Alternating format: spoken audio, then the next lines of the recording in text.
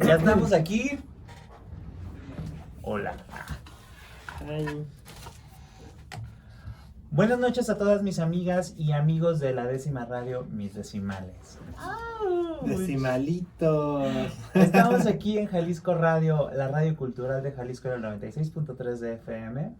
Y me encuentro acompañado por una belleza natural, Orgánica. orgánica. Gluten free. Muy buenas noches a todas y a todos y a todes y a todis y a todos. Yo soy la Toria Dixon y estoy muy contenta de estar otra noche aquí compartiendo el espacio contigo, Rob. Muchas gracias, yo soy Rob Hernández, @RobsMX. Yo soy @la Toria Dixon. Y cualquier pregunta o comentario que tengas sobre el programa en @Jalisco Radio, @la décima radio, y ahí vamos a poder estar respondiendo todas sus preguntas. Sus preguntas de un tema que hoy tenemos interesante para toda nuestra comunidad, importante y que vivimos a todos los días, Rob. Sí, fíjate que es un tema que a mí me urgía que tuviéramos aquí en la décima radio porque creo que es de vital importancia para todos los que somos parte de la población LGBT+, específicamente para los hombres que tenemos sexo con hombres, porque se ha identificado que pues hay una mayor prevalencia de este tipo de enfermedad en las personas, y pues para eso quisimos traer a una persona experta que ya lleva muchísimo tiempo trabajando en temas de prevención de VIH, que está Que muy... me conoció chiquitita cuando yo ahí andaba. Era una niñita Sí, una niña que se brincona. ponía taconcitos de su mamá. Y ahora pues bueno, ya le Pues creció bueno. la pata. Ya no Ahora se sí pone lleno los de la tacón. mamá. Pues bueno, tenemos aquí con nosotros a Leonardo Espinosa, presidente de Códice AC. Bravo. Pues estoy muy emocionado desde la primera vez que me dijeron que había la posibilidad de compartir toda esta información con sus radioescuchas, con toda la gente que los sigue en redes sociales y en internet. Y el día de hoy les voy a traer todo lo nuevo, todo lo más interesante sobre VIH y muchas otras cosas más.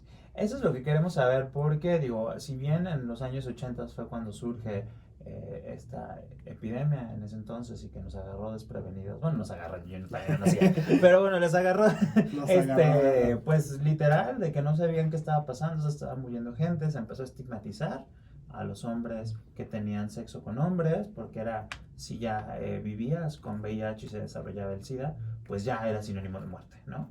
Pero, bueno, aquí toda la parte médica de prevención, de tratamientos, nos la va a platicar Leo. Pero Leo, me gustaría como un poquito que nos platicaras a todas y todos y todes, ¿cómo iniciaste tú en este tema de la prevención del VIH? Fíjate que yo inicié casi como ustedes, con un programa de radio que se llamaba Guadalajara Gay Radio, junto con Miguel Galán y otros amigos.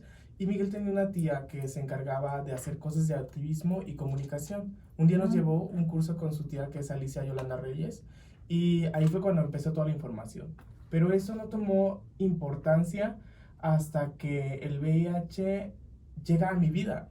De hecho, yo tengo 13 años viviendo con VIH, 14 o 15, y es un asunto que he hablado en muchos lugares, en Estados Unidos, en algunos lugares de Latinoamérica, con personas de otros estados, pero justo en mi estado, en Jalisco, y con muchos de mis amigos más cercanos no lo he hablado. ¿Por qué? Porque todavía existe mucho estigma, mucha discriminación hacia las personas que vivimos con VIH, en el trabajo, en tu propia casa. Digo, yo tengo la fortuna de que mi familia sabe que vivo con VIH y de que además me apoyan. Y no solo mi mamá, mi hermano, mis sobrinos, no, también mis tíos y la gente que me conoce.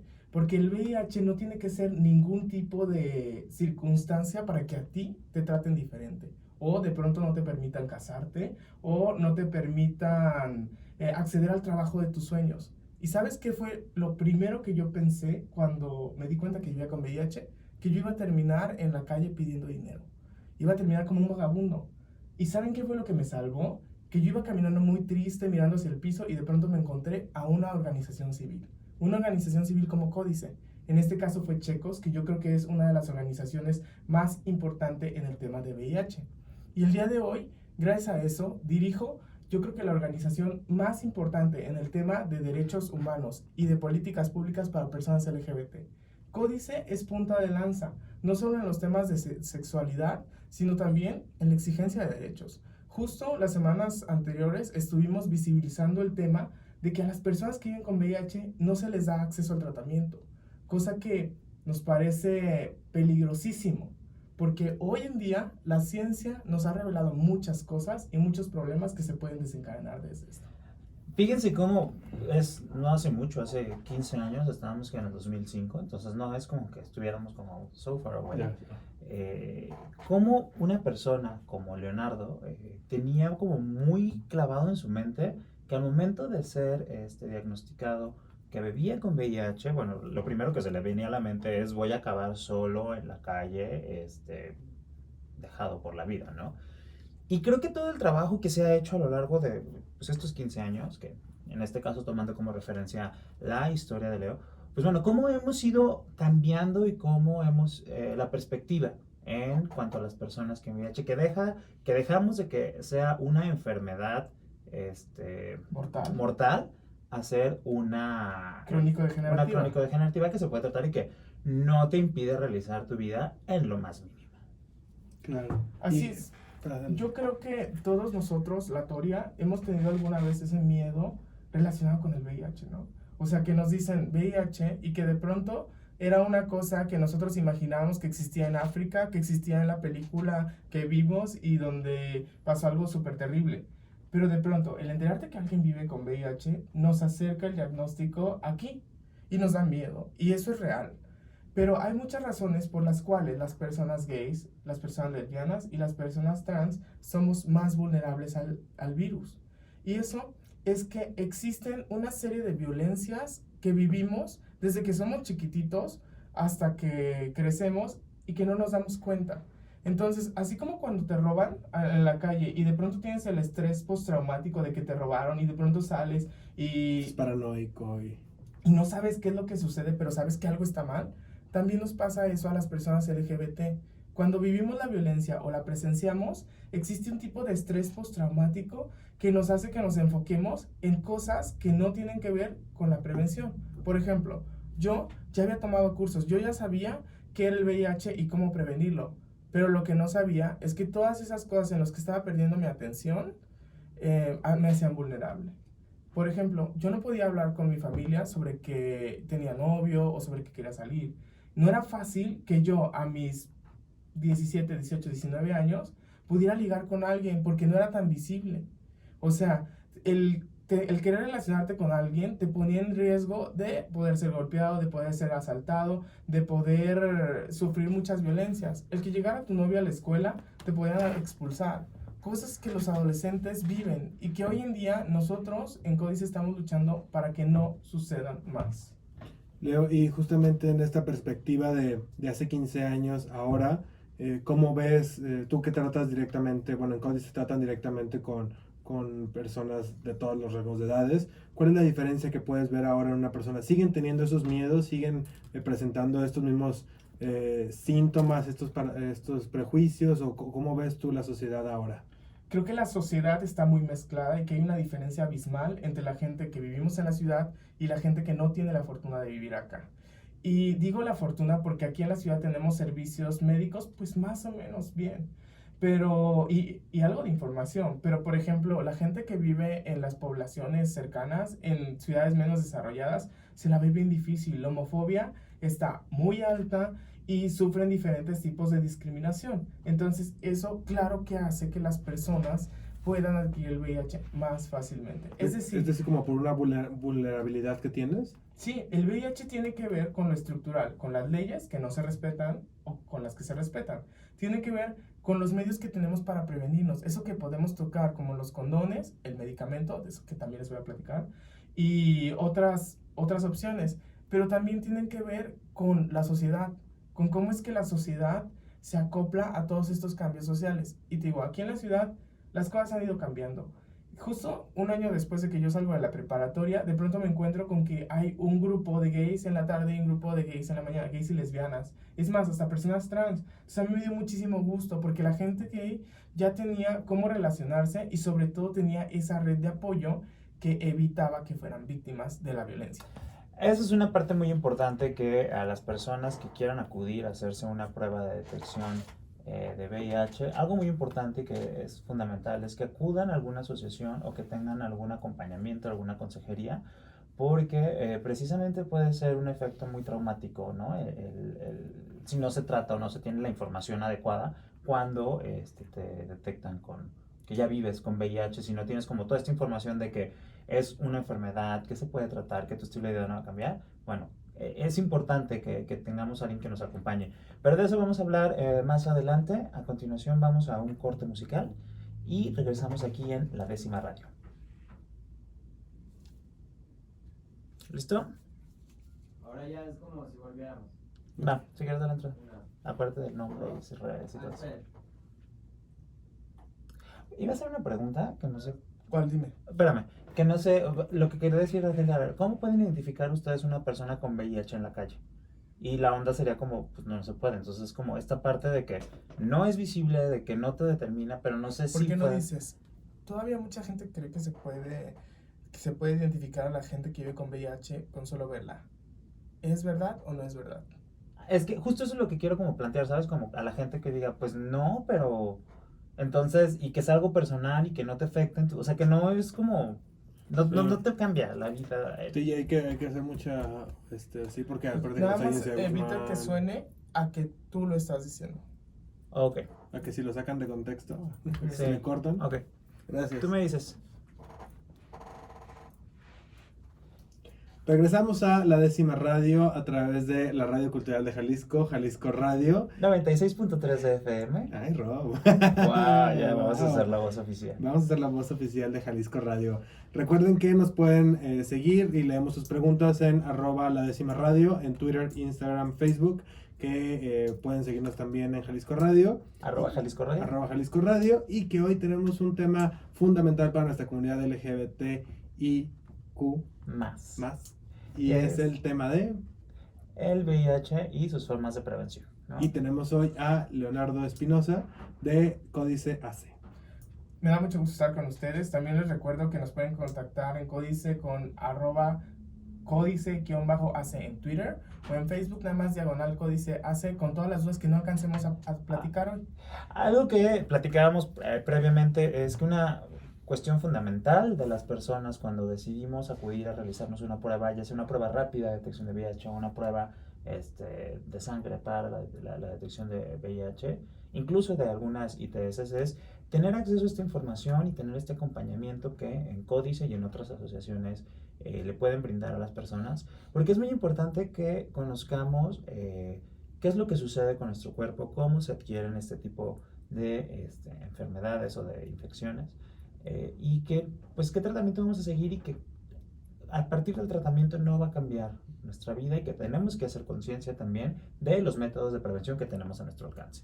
Así es, sobre todo también, como decías, el acompañamiento creo que es primordial, y ahorita Leo nos va a platicar algunas de las cosas que han vivido en temas de acompañamiento, pero digo, personalmente me he realizado pruebas y cuando vas agarrado de la mano de alguien o vas, sabes que vas con tu amigo, con tu hermana, con tu amiga, con quien sea, con algún familiar o con tu pareja, es una sensación muy diferente a cuando vas solo y experimentas la prueba, ¿no? Entonces también es un poquito de romper el estigma de que hacerte la prueba pues es malo y que siempre puede haber alguien que te pueda acompañar, ¿no, Leo? Sí, además algo bien importante y que creo que estamos haciendo nosotros ahorita es hablar del tema. Cuando nosotros hablamos de VIH en la calle, en la casa, en el radio, en donde sea, esto deja de ser un tabú, porque da miedo ir a hacerte la prueba. Entonces por eso es que necesitas acompañarte. Pero cuando esto ya va siendo parte de nuestra salud, o sea, del cuidado que nos damos, a ver, a nadie le da miedo ir al gimnasio, a nadie le da miedo... Ay, a mí irse sí. A mis Flojera. piernitas, sí. Tienes razón. Bueno, a Mal nadie... ejemplo, Leo. Ya En sé. este programa somos gorditos. Bonitos pero bonitos. Sí.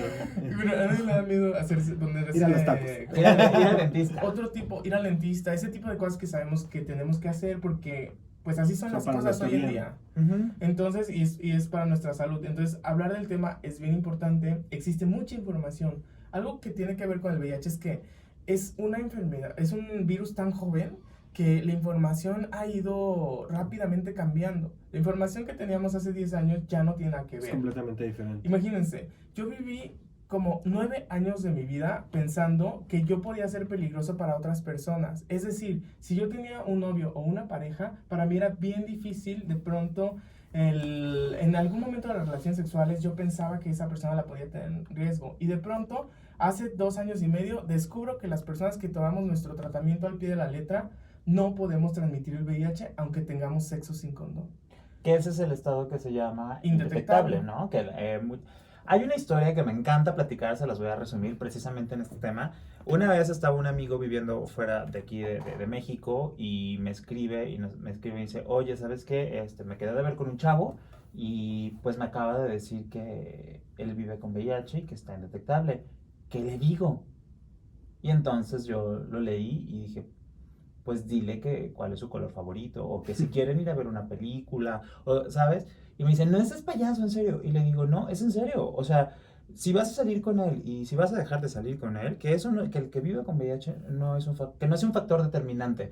Porque si a mí me lo preguntas, yo prefiero salir con una persona que sabe que vive con VIH, que está siguiendo todo su tratamiento y que está siguiendo, o sea, sabe en qué estado se encuentra. Si está indetectable, no implica que dejemos de utilizar protección o métodos de prevención, por otras enfermedades. pero pues está bien porque tiene un mayor conocimiento de su estado y de lo que ello implica. Y a veces la salud la tienen mucho Y mejor que además una algo persona importante, este asunto desarma un montón de discriminaciones que se le hacen a la gente que vivimos con VIH. Por ejemplo, en algunos registros civiles le niegan a las personas que viven con VIH el matrimonio, en algunos fuera del estado de Jalisco porque ahora la ley ha cambiado.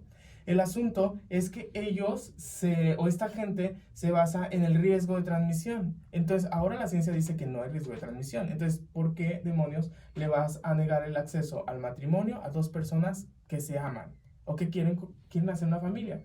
Además de otras cosas, les puedo decir que en mis relaciones, a mí me preguntaban, oye, ¿has vivido algún tipo de discriminación? Y yo decía, no, pues he tenido la fortuna de que no me ha tocado. Pero después me di cuenta de que cuando vives discriminación no quieres decirle a nadie. O sea, lo último que quieres es aceptar que fuiste discriminado porque se siente feo. Después de cierto trabajo me di cuenta de que cuando las personas admitimos que vivimos con VIH, primero, tenemos la discriminación que puede hacer la gente, pero también la que nosotros mismos hacemos. Que eso muchas veces es más poderoso. A mí me gustaría, Leo, que en tu experiencia trabajando con personas con diagnósticos positivos y con el acompañamiento, ¿cuáles crees tú que sean los 3 principales miedos que tienen las personas al momento de saber que son VIH positivos? ¿Y cuáles son los argumentos para como echar abajo estos miedos que se puede traducir en una mayor confianza y adherencia a su tratamiento? Yo creo que en todas las respuestas va a ser la ciencia y las cosas objetivas. O sea, realmente tener información científica. Porque los miedos tienen que ver con quedarme solo, con morir de una manera desastrosa y con que nadie me vuelva a querer. Eso yo creo que son las 3 principales cosas que la gente me dice cuando se enteran que viven con VIH. Pero rápidamente se dan cuenta de que eso no es cierto, de que eso no les va a pasar a menos que no accedan al tratamiento. Entonces, lo mejor que te puede pasar es no vivir con VIH. Pero si ya vives con VIH, lo mejor que te puede pasar es acceder al tratamiento y tener acceso a información científica. Porque todavía a estas fechas existen muchas cosas que se dicen sobre el VIH que no son ciertas. Como que se cura con imanes, como que te tomes los chochos, como que te tomes este té. Y eso hace que la gente se ponga muy mal. Todavía hay gente que muere en etapa de SIDA. Y eso no debería de estar pasando. Entonces, nosotros en Códice hemos atendido, cada año atendemos como unas 7,500 personas en materia de prevención. Es decir, que les damos insumos, que aplicamos pruebas, que respondemos preguntas. Y nosotros tenemos más o menos de las pruebas que realizamos, que son como unas 2,500 pruebas de VIH y 2,500 pruebas de sífilis al año, entre el 2 y el 4% tienen un resultado reactivo a sífilis o a VIH o a las 2, porque debemos recordar que muchas infecciones de transmisión sexual se transmiten de la misma manera. Entonces, si una persona tiene sífilis, probablemente pudo haber adquirido otra infección de transmisión sexual, como puede ser el VIH. Por eso es importante que si ustedes en casa tienen alguna infección de transmisión sexual y ya se la trataron o no se la han tratado, también se hagan la prueba de VIH. Porque además, si tú no te tratas esa infección de transmisión sexual que no se va a curar sola, nunca, eso te hace más vulnerable a adquirir el virus.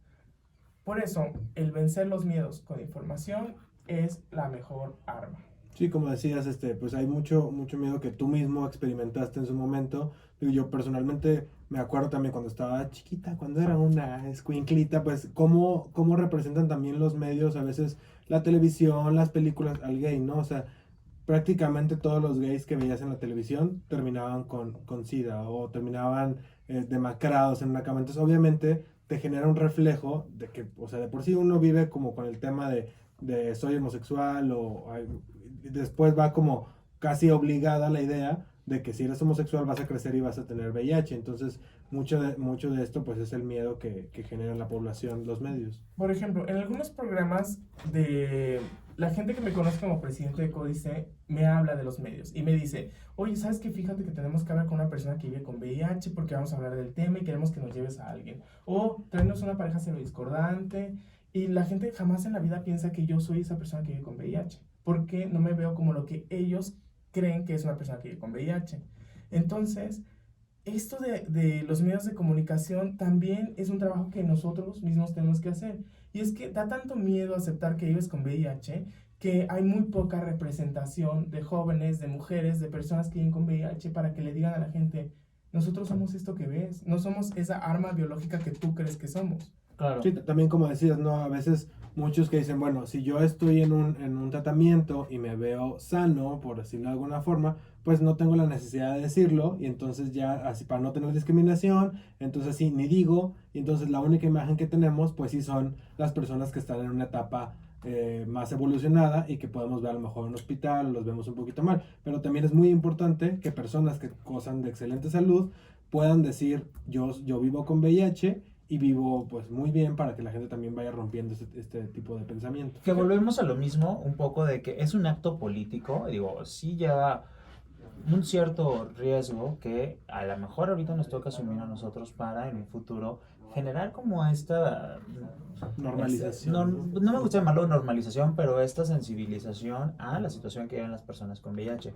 Pero algo que me gustaría platicar un poco, que nos comentaras, Leonardo, antes de pasar a los métodos de prevención y los más modernos, es cómo las personas pueden identificar si estuvieron en una situación de riesgo para entonces con mayor como urgencia poder acudir a hacerse una prueba de detección de VIH.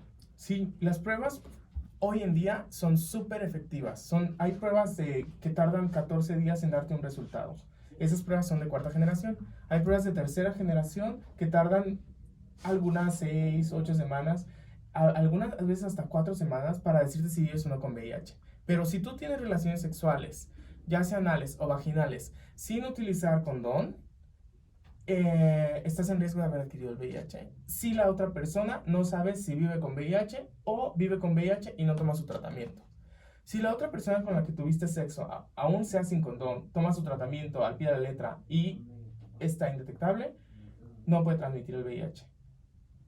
Eso generalmente sucede con parejas serodiscordantes que ya tienen mucho tiempo viviendo juntos y que la pareja toma su tratamiento al pie de la letra. Ahora, en todos los casos de abuso sexual, es decir, cuando el sexo no es consensuado, se tiene que hacer una prueba, siempre. Porque nunca vas a saber si esta persona que cometió ese crimen vive o no vive con VIH o vive o no vive con otra infección de transmisión sexual. Algo súper importante es que además hay un protocolo para eso y se tiene que seguir y lo tenemos que exigir que esté disponible a cualquier hora del día, cualquier día del año, que pues tampoco es como que suceda mucho. ¿Un protocolo para hacerte prueba? Un protocolo, si tú fuiste víctima de abuso sexual, ya seas hombre o mujer, para que te den un tratamiento que previene el VIH después de que tuviste el encuentro. Porque ahorita que vamos a hablar de prevención de los métodos, les cuento qué existe para prevenir después de que tuviste el contacto de riesgo o antes. Pero lo importante es, si tuviste relaciones sexuales, anales o vaginales sin condón, estás en un riesgo alto de adquirir el VIH si no sabes el estatus de la otra persona o si vive con VIH y no tomas tu Una tratamiento. pregunta muy recurrente que me ha tocado ver con personas cercanas a mí es de, oye, ¿qué pasa si el semen o el líquido preseminal tuvo contacto con mi garganta o con los ojos, ¿qué posibilidad ¿Qué riesgo? de riesgo hay Sí, esa pregunta es súper recurrente porque el sexo anal es bien común. O sea, entonces, entre los gays? entre todas las También. personas, hasta el sexo anal, mucha gente me pregunta, Hasta con "Oye, parejas heterosexuales. Sí, oye, claro. si somos una pareja heterosexual, pero tenemos relaciones sexuales anales, ¿hay riesgo? Sí, las relaciones sexuales anales son de alto riesgo cuando no se utiliza lubricante, porque además el VIH se muere con el aire. Entonces, si el virus está expuesto al aire, es decir, si te cae en el brazo el semen, la sangre o leche materna, que son los únicos fluidos que transmiten el VIH, si te cae en el brazo y no tienes ninguna herida abierta, no te va a pasar nada, aunque la otra persona viva con VIH. Tampoco si te caen los ojos. En los ojos sí. En los ¿Sí? ojos es una mucosa expuesta. Entonces, sí hay probabilidad de transmisión. La probabilidad más alta son con las relaciones sexuales anales y vaginales. Y después de eso, es que me acordé de otra cosa. Después de eso, ya seguiría un muy baja probabilidad con las relaciones sexuales orales, porque la boca sí tiene cierta protección, inclusive por la misma saliva, pero además tendrías que tener una herida abierta dentro de la boca, como una operación o una intervención de Quirúrgica. caries, ¿Un afta, no? encías sangrantes. Ah, las heces sangrantes también. Si tu herida de la afta está realmente inflamada, sí, claro. O sea, si la mucosa abierto. está muy herida, sí, muy herida, bueno, muy lesionada, sí. Muy expuesta. El asunto es ese, que generalmente pues no tenemos relaciones sexuales orales cuando nos duele la boca. O sea, cuando tienes ahí el dolor horrible de la muela, La teoría sí. No importa. ese es Oye, un asunto. En caso de ingerir alguno de estos fluidos, Las probabilidades son súper mega bajas. ¿Sabes? Sobre todo eso de las mucosas expuestas sucedía en las poblaciones donde creían que la leche materna era curativa, entonces de pronto te ponían gotitas de leche materna en los los ojos. ojos. Pero la realidad es que el 90 y tantos Wow, por ciento no sabía. de las transmisiones de VIH, los nuevos casos, son por relaciones sexuales penetrativas. Ok. ¿Ok? Y aún en esos casos existen diferentes tipos de riesgo que tú puedes disminuir utilizando lubricante, no teniendo contacto con los fluidos que transmiten el VIH como son sangre, semen o leche materna. Y digo, entre muchas otras técnicas que existen para reducir el riesgo. Aquí de lo que se trata es de reducir el riesgo, no de que no tengas sexo, no de que le tengas miedo. Y de asumir cómo es que vivimos. Por ejemplo, si a nosotros nos encanta tener relaciones sexuales casuales, pues ¿cuál es la estrategia que vamos a desarrollar para reducir el riesgo? Si nosotros tenemos una sola pareja, a ver, vamos a poner en nuestra pareja toda la responsabilidad de nuestra protección personal, ¿o qué es lo que vamos a hacer? Eso es muy importante, que también luego dicen, es que él o ella me contagió de VIH. A ver, fue una relación, digo, quiero creer que fue una relación sexual consensuada. Entre Entonces, adultos. Entre adultos, entonces, tanto como una persona como la otra tomaron la decisión de tener relaciones sexuales Y tienen responsabilidad. sin protección. Y tienen los dos, nada de que es que no me dijo que vivía con VIH, es que, o sea, a ver, no. Y algo- Es una corresponsabilidad, que eso es muy importante también. Ahorita nada más para aclarar que hablábamos de las parejas serodiscordantes para las personas que nos escuchan. Las parejas serodiscordantes es cuando una vive con VIH y otra no, ¿cierto? Ujú. Bueno, vamos a hablar un poquito más adelante acerca de los métodos de prevención que utilizan en efecto las parejas serodiscordantes, como otras personas y también como estas acciones que disminuyen la capacidad de contraer el VIH, en dado caso que se tienen prácticas que son un poco más de riesgo, ¿no? Estamos aquí en La Décima Radio a través de Jalisco Radio, @Jalisco Radio, @La Décima Radio. Yo soy Rob Hernández con la Tora Vixon. Regresamos. Déjale, pongo pausa a esta cosa Sí. para ver si no me marcó. ¿No ha llegado nadie? ¿Ya llegó Alex? Ya está, Alex. Ahí. A la hora que te Pues que quieras empiece. ¿Ah? Pues igual nada más entra y ya, unos 10 minutos, ¿no? Faltan 15. Pues estamos. Tú o yo, la Toria, tú o yo. Los dos, Rob, ¿por qué no? Ay. Pues estamos aquí platicando muy interesante y sobre todo desmitificando mucha información que se tiene sobre VIH y los procesos de transmisión del virus. Y algo también muy importante que me gustaría que platicaras un poco, Leonardo, que nos acompaña, Leonardo Espinosa de Códice, es como la desestigmatización, otra vez, que se tiene, que tenemos hacia las personas que tienen ciertas prácticas de riesgo y qué acciones de prevención se pueden tener precisamente para las personas que desean practicar este tipo de prácticas, valga la redundancia. Sí, esto es algo bien básico. Lo primero, lo principal es asumir cómo nos vivimos para estar preparados a desarrollar estas estrategias. El VIH tiene que ver con los fluidos y con las heridas que se abren aunque no las podamos ver, y con los órganos sexuales que utilizamos, cómo erotizamos. Entonces, existen diferentes maneras de las cuales cualquiera de ellas va a ser para ti. Entonces tienes que buscar cuál es para ti en ese momento en el que estás viviendo, porque los seres humanos somos bien dinámicos.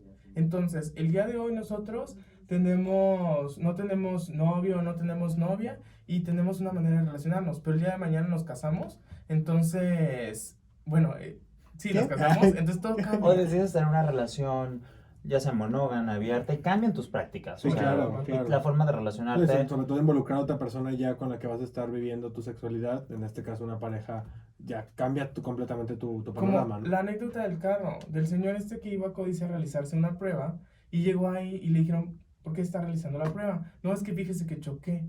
Y el que estaba realizando la prueba le dice, ¿cómo? Eso no tiene que ver con el riesgo. Y le dice, sí, fíjese que choqué y pues con el que estaba platicando, pues me invitó a su casa y pues tuvimos sexo sin condón. Y los que Contexto. Entonces el problema no fue el choque. Señor, señora, joven, jovena, usted puede ligar donde sea, no se cierre la posibilidad. El amor está a la vuelta de la esquina. Lo que sigue es lo mejor, porque pues el consejero le dice, no, pues mira, aquí están estos condones para que puedas estás usarlos. borracha. Y le dice, ¿por quién me está tomando? A ver, yo soy una persona heterosexual, así que a mí me ofende lo que me está diciendo. Y el consejero se queda así como que, ¿eh? Le dice, no, pues por si vuelve a chocar, los utilice. Ajá. Y Claro, son porque cosas así se que puede suceden. prevenir, sí, Y es que es la claro. realidad, si nosotros, como nos vivimos, tenemos que hacer nuestras estrategias. Ahora, existen muchos métodos. Los más básicos es no tener sexo. No tener sexo, que es lo más difícil para la gente. La verdad es que yo no sé quién utilice ese método que no sea un compañero de códice, pero personas todos que los hacemos demás, Saludos.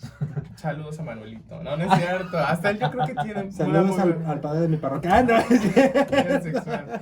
No, miren, el no tener sexo le funciona a algunas personas en algunas etapas de su vida. Y es muy respetable. Y sí, y también el utilizar sexo con protección, utilizar siempre condón. Yo les puedo decir que con casi todos mis exnovios siempre utilicé condón y pues ninguno adquirió VIH.